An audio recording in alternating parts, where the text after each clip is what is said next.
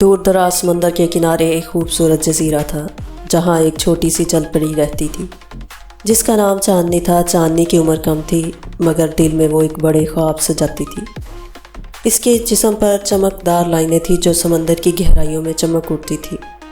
چاندنی ہمیشہ سمندر کی گہرائیوں میں مچھلیوں، ستاروں اور دیگر جانداروں کے ساتھ کھیلتی رہتی تھی، لیکن ایک دن اس نے ساحل پہ ایک خوبصورت لڑکے کو دیکھا جو اپنی کشتی میں سفر کر رہا تھا۔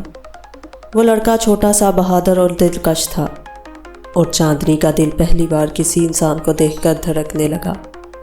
وہ لڑکا دریا کے قریب ساحل پر پہنچا اور چاندنی نے ایک فیصلہ کیا، مجھے زمین پر جا کر اس لڑکے سے ملنا چاہیے۔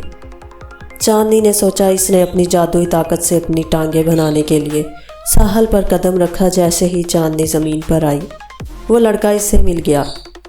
دونوں مل کر ایک عجیب سا رشتہ قائم ہو گیا۔ چاندنی کو انسانوں کی دنیا کا رنگین اور جاندار منظر بہت پسند آیا، مگر جلد ہی اسے یہ احساس ہوا کہ اس کا فیصلہ غلط تھا، کیونکہ سمندر کی گہرائیوں میں اس کی جگہ تھی اور اس کا جسم زمین پر رہنے کے لیے نہیں تھا۔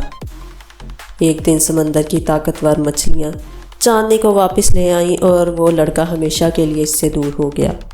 مگر چاندنی نے یہ سیکھا کہ محبت اور قربانی کی سچی حقیقت یہی ہے کہ ہم جو اپنے دل میں چاہتے ہیں وہ کبھی نہ کبھی ہمیں اس سے آگے بڑھ کر کسی اور کی بھلائی کے لیے چھوڑ دینا پڑتا ہے۔